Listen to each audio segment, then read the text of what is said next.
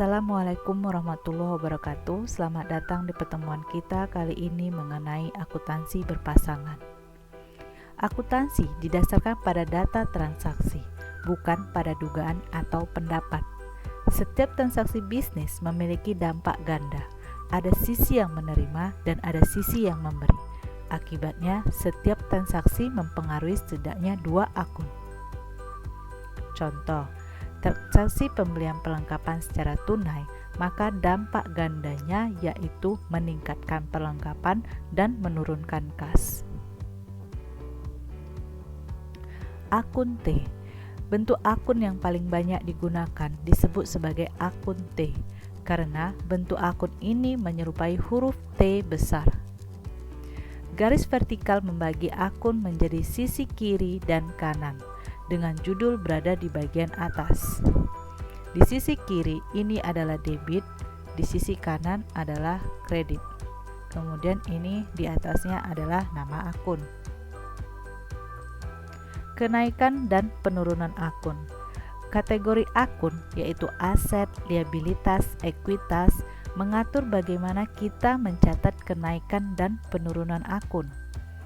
Untuk setiap akun tertentu, kenaikan dicatat pada satu sisi dan penurunan dicatat pada sisi yang berlawanan. Dalam akun T, kita ketahui bahwa debit berada di posisi kiri dan kredit di posisi kanan.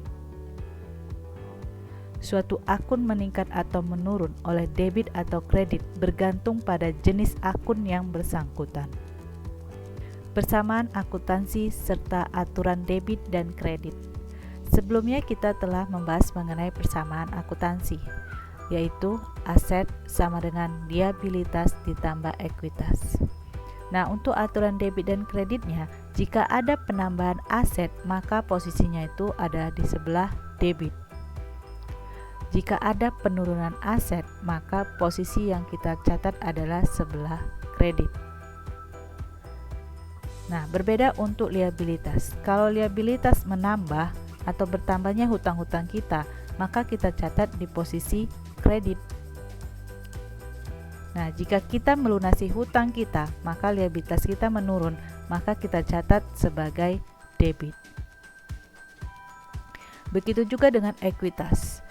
Ekuitas sama dengan liabilitas. Kalau ekuitas menambah, berarti ada di posisi kredit. Jika ekuitas menurun, ada di posisi debit. Mencatat transaksi dalam jurnal. Sebelumnya kita sudah membuat pencatat transaksi ke dalam persamaan dasar akuntansi. Nah, sekarang kita akan mencatat transaksi dalam jurnal. Dalam praktek, akuntan mencatat transaksi dalam jurnal. Proses penjurnalan ini memiliki 3 langkah. Langkah pertama adalah mengidentifikasi setiap akun yang dipengaruhi dan jenisnya, misalnya aset, liabilitas, atau ekuitas pemilik. Kedua, menentukan apakah setiap akun meningkat atau menurun. Nah, gunakan aturan debit dan kredit yang tadi. Ketiga, mencatat transaksi dalam jurnal. Sisi debit ayat jurnal dimasukkan terlebih dahulu. Selanjutnya, total debit juga harus selalu sama dengan total kredit. Jadi nggak bisa kalian menulis itu kredit dulu baru debit, tapi harus ditulis debit dulu baru kredit. Contoh, transaksi Mahmud Konsultan, penerimaan kas sebesar 30.000 yang diinvestasikan pemilik. Nah, langkah pertama tadi katanya mengidentifikasi. Akun yang mempengaruhi penerimaan kas dari pemilik adalah kas dan modal. Kas adalah aset dan modal adalah ekuitas. Setelah kita identifikasi, kemudian langkah kedua adalah menentukan apakah setiap akun meningkat atau menurun. Kedua akun itu meningkat sebesar 30.000. Karena itu kita mendebit kas dan mengkredit modal. Kita lihat. Kalau misalnya aset meningkat berada di debit, kemudian kalau ekuitas atau modal meningkat berada di sisi kredit. Yang ketiga adalah mencatatnya ke dalam jurnal.